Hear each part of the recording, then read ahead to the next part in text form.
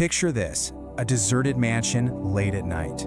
It's the kind of place locals warn you about, shrouded in spooky stories. Well, today we're going to step inside one of those stories. We're breaking down Takli Chudail, or The Bald Witch, to see exactly what makes a classic Hindi horror story tick, and how writers use these elements to create that feeling of pure dread. It almost always starts with a warning, doesn't it? Rahul, don't go near that mansion. The Bald Witch lives there.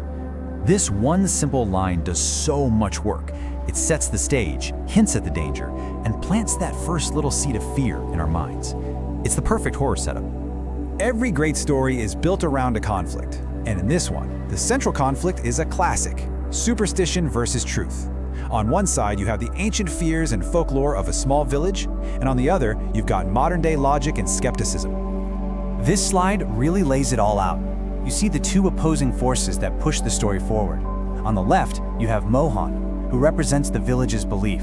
He says people who go there don't return. But on the right, you've got our hero, Rahul. He basically scoffs. A bald ghost? Seriously? And makes it his mission to find the truth. It's this tension that gets us hooked. Okay, so now we move into the second act of our story, inside the mansion itself. This is where the writer really starts to build the atmosphere, using all sorts of techniques to slowly but surely dial up the fear. So pay attention here, a sudden drop in temperature. You see this all the time in horror movies and stories, right? It's a classic sensory detail. It's a signal to us, the audience, that something unnatural, something supernatural is about to happen. And then comes the sound, that slow creak of the door. It's a sound that's become synonymous with haunted places. The writer doesn't even need to show us anything yet. Just that sound alone is enough to create a sense of unease. Now take a look at the scene inside the mansion. You've got cobwebs, old photographs, but most importantly, the faces in those photos are scratched out. These details aren't just for decoration, they're telling a story of decay, of violence, and of a rage that's still trapped within those walls. And then, this simple sound echoes through the house. Thok, tok, tok. That's it. But this is the peak of suspense. What's making that noise? Who is it? Our minds immediately start racing, imagining the absolute worst-case scenario.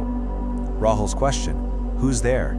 followed by total silence, just amplifies his isolation. At this point, he's no longer just an investigator, he's starting to feel like prey. The silence is the only answer he gets.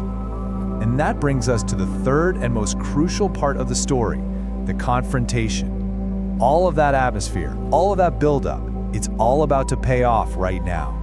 Just when our hero is at his most vulnerable, his last sliver of hope, the light, is snatched away. The flashlight dying is a major turning point. It plunges him and us completely into the darkness and at the mercy of whatever is in there with him. And out of that darkness comes a whisper.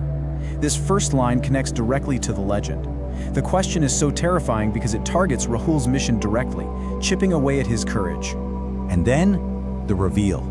Look at how every single detail here is designed to horrify. The completely bald head, the milky white eyes, that strange, unsettling smile, and of course, the old-fashioned razor dripping with blood. It's an image you're not going to forget easily. And here it is, the final, terrifying reveal. Whoever comes here, their hair becomes mine. In this one chilling line, the witch's motive becomes crystal clear. The villagers' fear was real, and the truth is even more horrifying than they could have imagined. After all that tension and terror, the climax comes with a single scream. This is the moment where Rahul's skepticism is completely shattered and raw fear takes over.